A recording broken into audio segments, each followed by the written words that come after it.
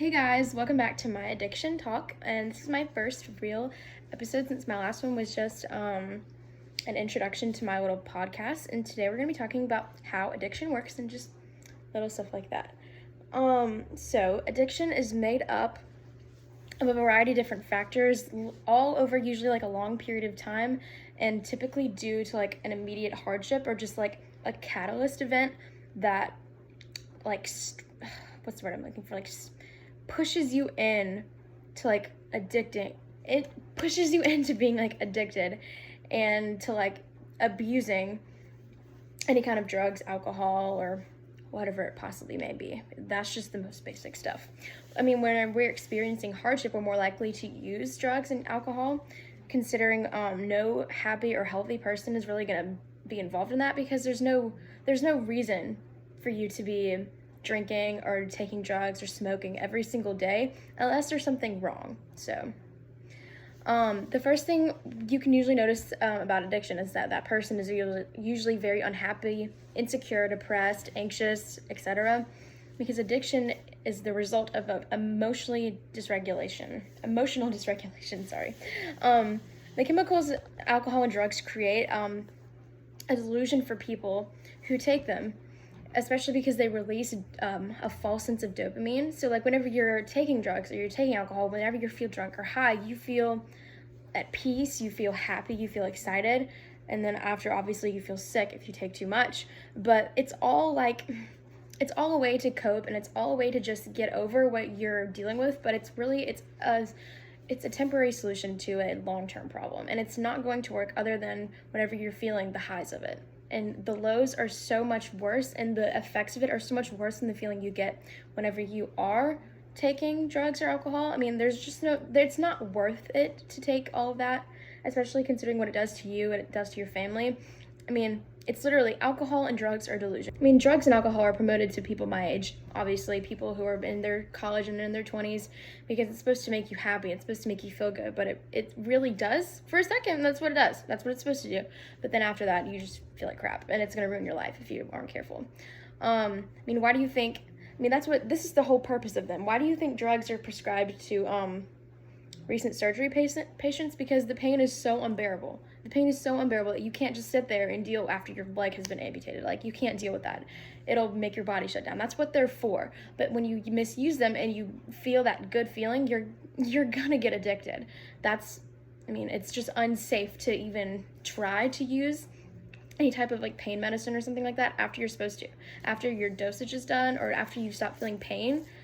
I mean, it's supposed to be there so that you can deal with pain easier, but it's not a good way and healthy way to cope, and I'm sure we all know that.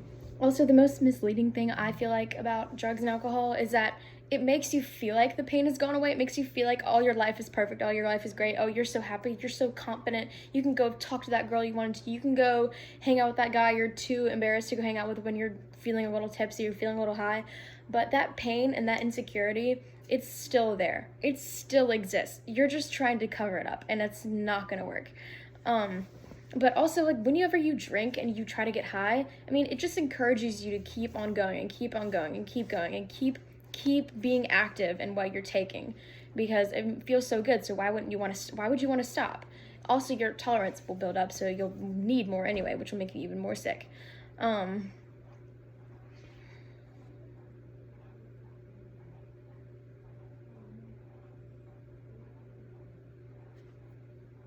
I mean, this feeling leaves you with wanting more than you already started with. And addiction is literally a disease. It is literally a disease that you have to go to a doctor to like rehab or therapy to get over it. So it's not worth it. It's never going to be worth it just for that 2 hours of good feelings. Because trust me, like, as someone who's really been through a lot in the past 5 years, honestly, not turning to drugs and alcohol has made me a better person. Like, if I had gone towards something like that, even though I had no access to it, I mean, if I was like 14, I mean, you really don't have a lot of access to it as a young kid sometimes, but if I had found a way to turn to something like that, I feel like I would be in a much different place and I wouldn't have the knowledge that I do.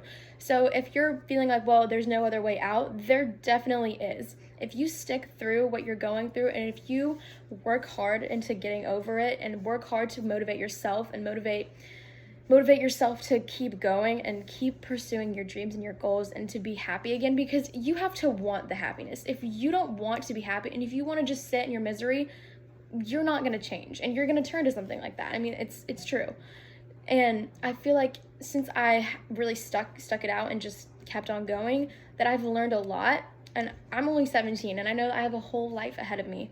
But just in the past few years, letting the things that troubled me and the problems that, really honestly ruined my life in the moment just shape me as a person was the best decision I could have ever made. Because if I was being involved with drugs and alcohol, I would turn out just like my parents, and I would turn out just like a lot of young teenagers who think that maybe losing a boyfriend, losing a parent, making awful grades, having a history of childhood abuse is, it's worth it to feel good for just a second and not wait and not push through and wait until everything's okay. Because if you think about it, life comes in waves. It literally is. I mean, the pain is just, it flows. It comes and it goes. And that's really how you have to think about life, to move past stuff like that and turn away from drugs and alcohol. And believe me, I'm not saying it's all bad, because it's not.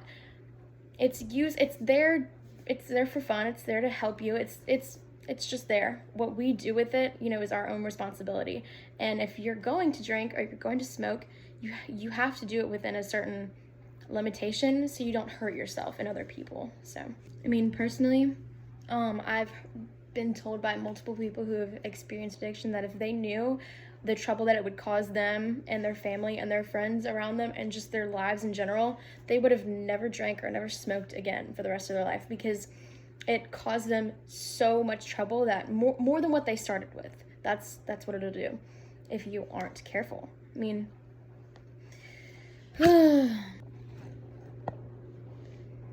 the sad thing is that as a lot of addicts don't actually know that they're addicts. They think that what they're doing is normal. It's the same with like a sexual abuse victim. Like sometimes they really don't know that they're being abused. They're just used to it and this is their normal life for them. But the ones that do know and can reach out and get help, it takes a lot of work and it takes years and years, usually multiple years, especially if you have a long history of it, to really just move past it. And as much as that can seem disheartening, all the work is really worth it just to be healthy again. Because if you keep being consistent with it every single day and work harder and harder and stay hopeful and turn around your life, you're going to be just fine. But I mean, when you're recovering, it's not just going to be, I stopped drinking, I have a little bit of some kind of withdrawal for a few days, I feel like crap, and then I'm going to be fine. That's not how it works, because addiction is the solution. The problem is here. It's all in our hearts and it's all in our heads. So going to therapy can really help with stuff like that, and overcoming past trauma, overcoming all the things that you've gone through in the past 10, 20 years, even 5 years, even past a year, that's where the work is going to be. Stopping drinking and stopping smoking, stopping gambling, whatever you're doing is just the first step. And you're going to mess up. That's just the truth. You're going to mess up and you're going to cave in and you're going to do it once, but that shouldn't make you stop trying to recover and all, because I think a lot of people who trying to recover mess up and think that's like, oh, it's the end of the world. Like I can't ever, I'm never going to be able to change. Yes, you are. I mean, what comes with learning is making mistakes. So that's how it's going to be. You don't want to be sick and disabled for the rest of your life. You don't want to be miserable. You don't want to lose your friends. You don't want to lose your job and never be able to go back into society again just because you wanted to have a little bit of fun or you wanted to feel better for a little while. But, and I know it's really hard for people who are actually struggling to really realize that and try to move forward, because it's a habit and the habits are really hard to break. But as you all know, my DMs are always open if you ever need to talk and you're concerned about yourself or somebody else. And I'll see you after Christmas and the New Year, because this is my last video of the year. So have a great day, everybody. Mwah.